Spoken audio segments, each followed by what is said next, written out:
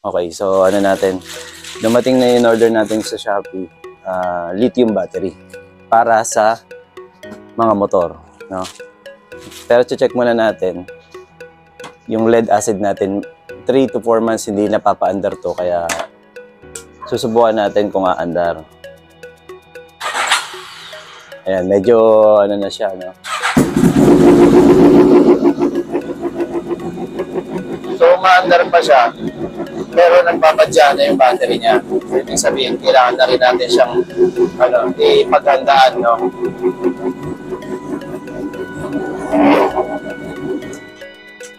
So, isa pa, subukan natin, no? Kasi ang lead acid, kapag hindi kagad napapaandar, pababa yung kanyang power.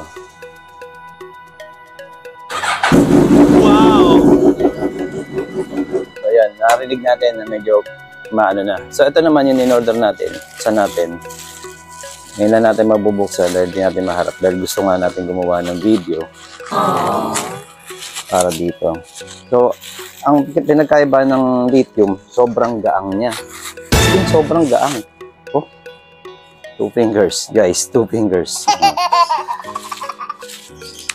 Sorry, nalog-alog, no? Pero okay lang yan. Deliver nga sa atin ng ano yan. So, sobrang gaang.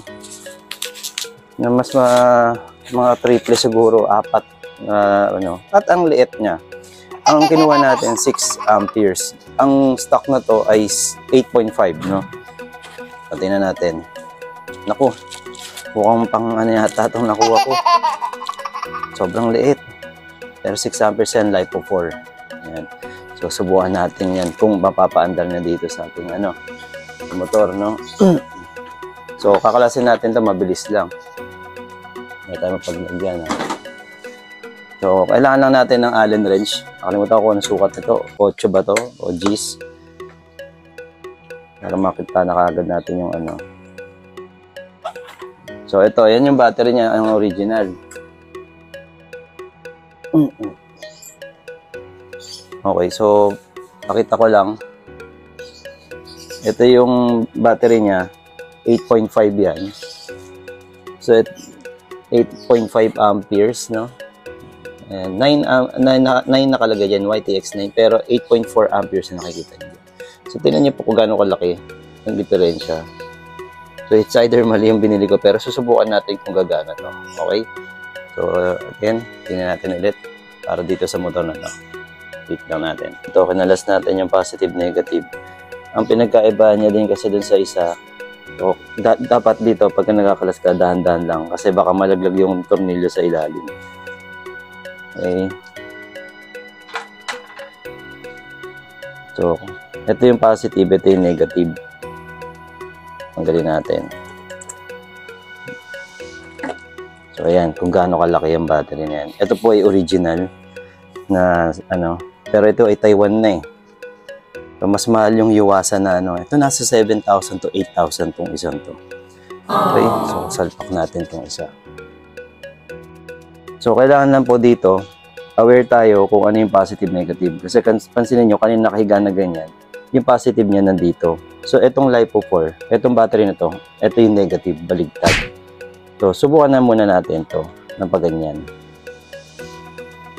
Kasi okay lang naman siya kahit na bali-baligtad rin natin. Okay, kuhanin natin yung... Siyempre, may kasama, yung battery, may kasama na siyang may kasama na siyang mga tornilyo din. So, yun na rin muna na gamitin natin kasi mas mahaba yan. So, syempre, ingat lang dahil ito po ay pag nadikit, mag-spark yan. No? So, na isa, ayun. So, dalawa dapat yan. Magkapares po yan. So, sana isa. Ayun. Yan. Okay. So, shoot muna natin. So, tingnan muna natin kung paano makakaporma yung ating So, kung ganyan, pag ganyan siya. Okay. Lagay natin sa ilalim. Tapos, tusukan na natin ito dito. Ito po ay mga hack na ginagawa natin. No? Ayan. Pag kumapit na siya, ako na yan. Yun nga lang, mas maliit po siya. So, 8 po yung naging nakakabit na tornilyo dahil maliit lang siya.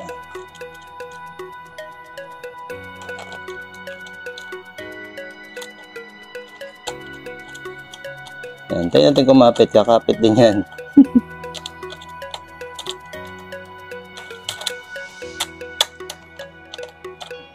Cut muna natin. Kuha akong tools. Yan, ingat lang po kayo, madikit po yung mga sa bakal dahil po ito po ay positive, no? Pwede pong mag-spark at pwedeng masira yung battery. Yan natin, kumapit. Kumapit na ba?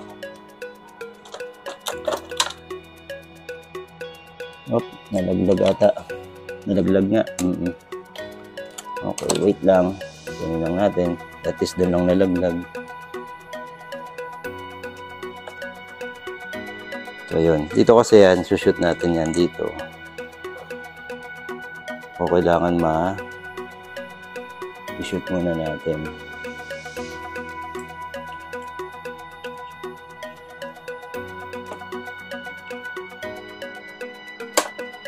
Nalaglag na. Kabit na natin tong sa negative naman. Walang ulit ako ng pangsapi, no? So, hindi pa yan nakakabit masyado. Kaya, ito mas madali kasi negative lang ito eh. So, shoot lang natin yan. At least ito, ayun, nalaglag ulit.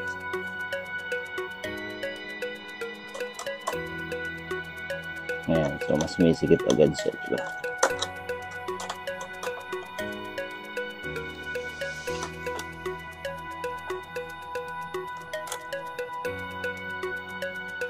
Bakal po ito, kaya huwag niyo po pagdidikitin yan. Kaya kailangan nakaganyan pa siya. Testing lang muna naman natin.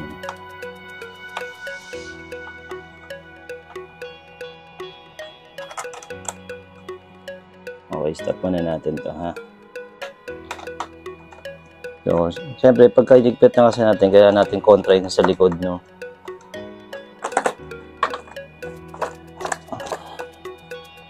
Ayan, so ito, bakal to, plastic, okay, so pwede siyang patungan. Oh, ayan.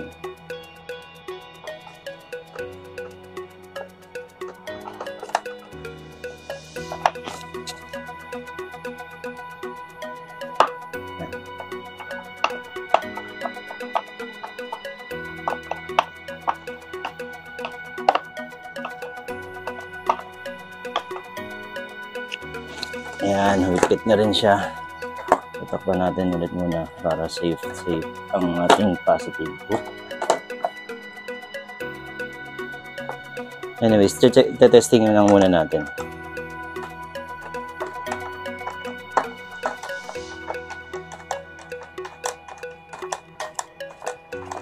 Yeah, kailangan sapian.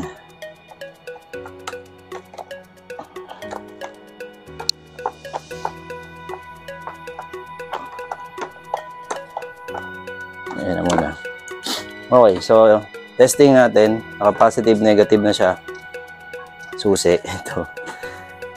Testing.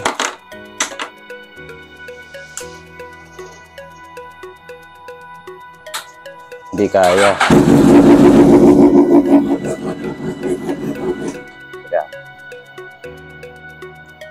Isa pa. Testing natin ulit yung paghigpit. Kailangan mas mahigpit.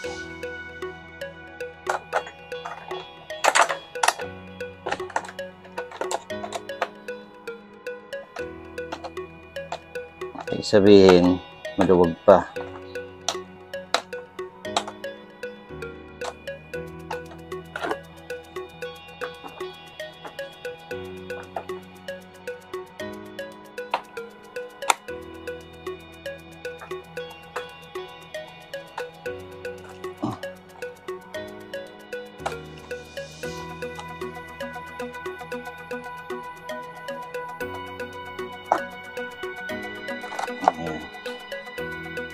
Ayan. So, terminal check.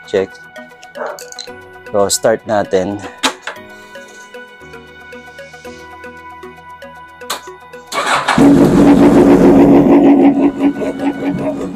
Yan, so hintayin muna natin siya mag-charge kasi wala pang charge yung battery mismo siguro. Kaya let's see. Pero lahat gumana na paandar niya. Malakas ang kusina.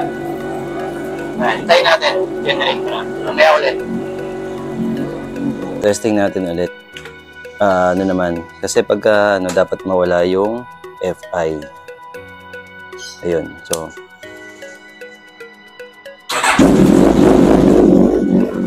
yan, medyo kumarga na yung battery.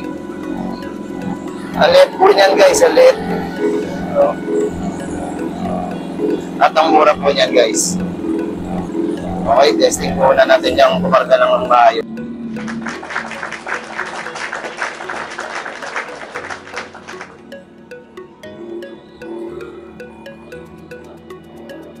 So ayan, habang umaandar, pinakinggan na rin natin kung gumagana yung fan, no? Tapatan natin ng konti yung fan.